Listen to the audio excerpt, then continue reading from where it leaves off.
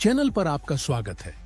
SM की जानकारी के साथ दिव्या भारती, बर्थ 25 फरवरी 1974, डेथ 5 अप्रैल 1993, एक भारतीय फिल्म अभिनेत्री थीं, जिन्होंने 1990 के दशक की शुरुआत में हिंदी और तेलुगु फिल्मों में अभिनय किया था।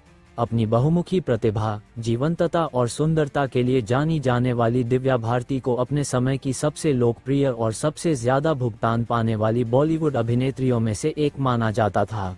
भारती ने 14 साल की उम्र में ही फिल्मी करियर बनाने की इच्छा जताई थी, जबकि वह कुछ मॉडलिंग असाइनमेंट कर रही थी।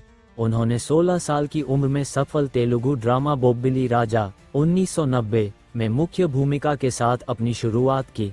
उच्च कमाई वाली तेलुगु फिल्मों में अभिनय करने के बाद उन्होंने 1992 में एक्शन थ्रिलर विश्वात्मा के साथ हिंदी सिनेमा में कदम रखा। भारती को व्यावसायिक सफलता मिली और वे शोला और शबनम तथा दीवाना जैसी फिल्मों में नजर आईं, जिनमें से दीवाना के लिए उन्हें सर्वश्रेष्ठ नवोदित अभिनेत्री का फिल्मफेयर पुरस्कार मिला।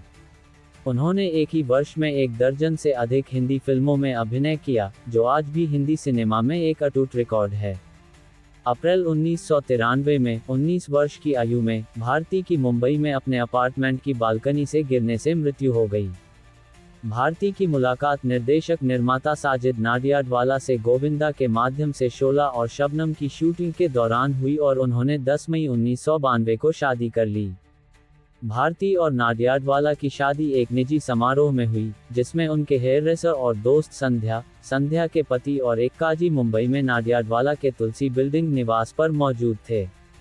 उन्होंने शादी के बाद इस्लाम धर्म अपना लिया और अपना नाम बदलकर सना नाडियाडवाला रख लिया। पारिवारिक समस्याओं और भारती के फिल्मी करियर की सुरक्षा के कारण शादी को गुप्त रखा गया था। 5 अप्रैल 1993 की देर शाम को भारती तुलसी बिल्डिंग, वसोवा, अंधेरी, पश्चिम मुंबई में अपने 5वें मंजिल के अपार्टमेंट की बालकनी की खिड़की से गिर गईं। एम्बुलेंस से कूपर अस्पताल के आपातकालीन विभाग में ले जाया गया, जहां उसकी मृत्यु हो गई। मृत्यु का कारण सिर में गंभीर चोट और आंतरिक रक्तस्राव था। 7 अप्रैल 1993 को मुंबई के विले पार्ले शमशान घाट में उनका अंतिम संस्कार किया गया। उनके घातक गिरने का कारण कभी स्थापित नहीं हुआ और मीडिया में कई सिद्धांत प्रसारित हुए। कुछ सूत्रों का मानना है कि यह एक सुनियोजित हत्या थी, अन्य कहते हैं कि वह दुर्घटनावश गिर गई, जबकि कुछ कहते हैं कि वह नशे में थी जिसके कारण वह गिर गई। 1998 में मुंबई पुलिस ने इस निष्कर्ष के साथ जांच बंद कर दी कि यह एक आकस्मिक मृत्यु थी। 12 मार्च 1993 को मुंबई में हुए सिलसिलेवार बम धमाकों की भयावह घटना को याद किया जा सकता है, जिसने पूरे शहर को हिलाकर रख दिया था और इसलिए दाऊद इब्राहिम द्वारा संरक्षित अंडरवर्ल्ड की संलिप्तता के कारण मुसलमानों में असुरक्षा की भावना पैदा हो गई थी। धमाकों के बाद हिंदू मुस्लिम दंगे भड़क उठे थे। ऐसी अटकलें लगाई जा रही थीं कि साजिद नाडियाडवाला के भी अन्य बॉलीवुड हस्तियों की तरह अंडरवर्ल्ड से संबंध हैं। चूंकि दिव्या साजिद की पत्नी थी और उसके साथ बहुत करीबी रिश्ता था, उसे अपने पति के कथित संबंधों के कारण अंडरवर्ल्ड में क्या चल रहा था, इसके बारे में कुछ सुराग मिल सकते हैं। दिव्या ने अपने पति से खतरनाक कारोबार छोड़ने के लिए कहा होगा, या फिर वो इन गड़बड़ियों को जारी नहीं रख सकती। साजिद के अपनी पत्नी के प्रति लगाव पर ध्यान दिए बिना अंडरवर्ल्ड ने अपने रास्ते में आने वाली किसी भी बाधा को दूर करने के लिए दिव्या को खत्म करने की साजिश रची होगी। सोशल मीडिया पर कई बार यह मांग उठती रही कि जांच को फिर से खोला जाए और फैशन डिजाइनिंग जोड़ी लुल्लास से पूछताछ की जाए, ताकि पुलिस उस भयावह रात के बारे में कुछ चौंकाने वाली जानकारी हासिल कर सके। कुछ यूजर तो लुल्लास को भी संदेह भरी नजरों से देखते हैं।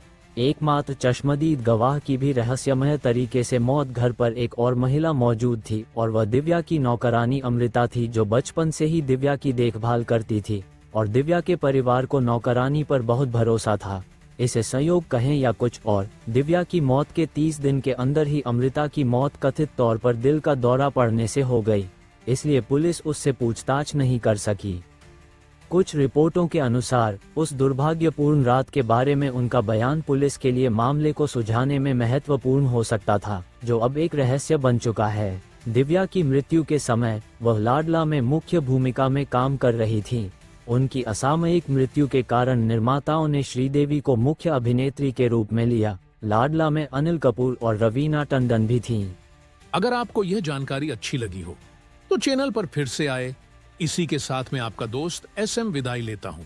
फिर मिलेंगे न्यू वीडियो के साथ।